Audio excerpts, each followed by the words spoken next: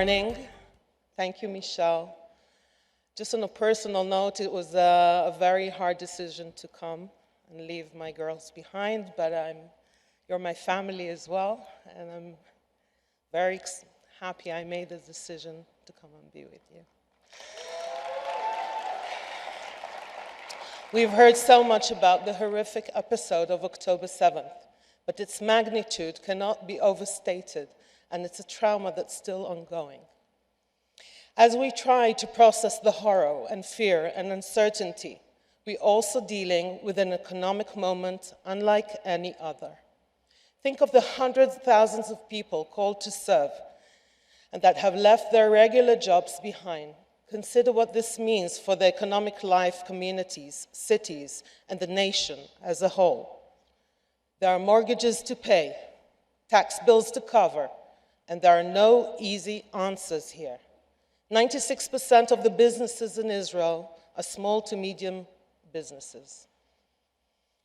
Many of them located in the Galilee and the Negev, and so many of the places in those areas cannot be reached right now because they are closed military zones, or they have been evacuated. And even if some of these businesses are lucky enough to be operating right now, there are very few, if any, customers or clients. But this is why we are here, and why Jewish National Fund USA has such an important role to play, because when the smoke clears, Israel's economy recovery and resilience will be fueled by how we support the economy right now. What does this help look like? For starters, we're offering Israeli support packages on JNF's Mitzvah Marketplace, a site we launched during COVID to keep small businesses afloat. Because of your generosity, thousands of these packages have been purchased and delivered, offering a critical economic lifeline to countless small businesses, and they are so appreciated by the people and soldiers who receive them, you cannot imagine. So thank you for that. In many cases, local businesses have transformed themselves into the IDF's kitchen, providing thousands of home-cooked meals every day for soldiers.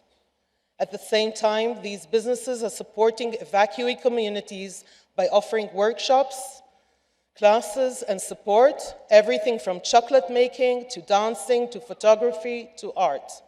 It may sound strange, but offering evacuees these sorts of activities helps address the psychological toll of this crisis. In all these efforts, JNF USA is stepping forward to cover expenses so these businesses can continue to do what they do for the IDF and their Israeli brothers and sisters.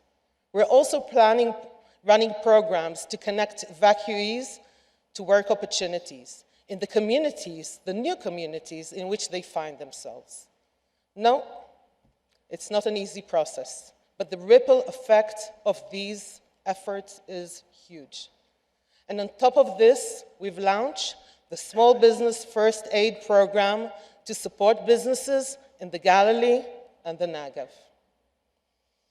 None of these efforts alone is going to solve the challenge of this moment, but collectively, all of this work is making a huge difference in the day-to-day lives of Israelis who are far from headlines, but so deeply impacted by this crisis.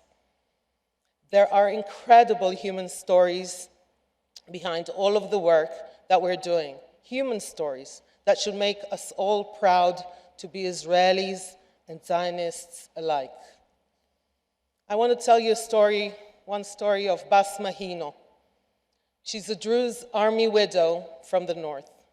She runs her restaurant, Noor, in the Western Galilee, and the restaurant is closed due to the war. What can a talented chef do in time of war? Basma phoned up her deceased husband's army unit and offered to feed everyone she could.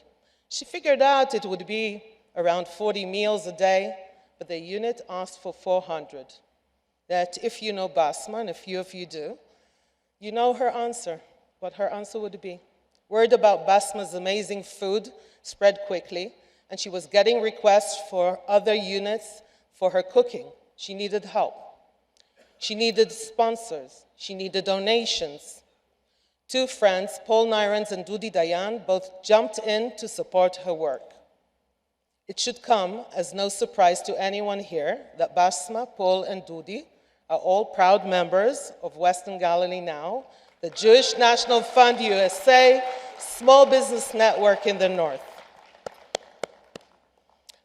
And it's that network that has enabled them to feed thousands of people every week. It's that network that has brought together Druze and Jewish volunteers to cook, pack, and distribute meals. Basma's story is extraordinary, but thankfully, it's not unique. One last story. In the days after October 7th, Avirama Harris, one of our tour guides in the Galilee from Kibbutz Tuval, called me and shared that her best friend Ayelet and her husband Meni, both from Kibbutz Be'eri, were missing. Avirama was going crazy waiting for any news, and she was racking her brain trying to come up with something she could do, along with the young members of her kibbutz and the adjacent community of Kibbutz Pelech.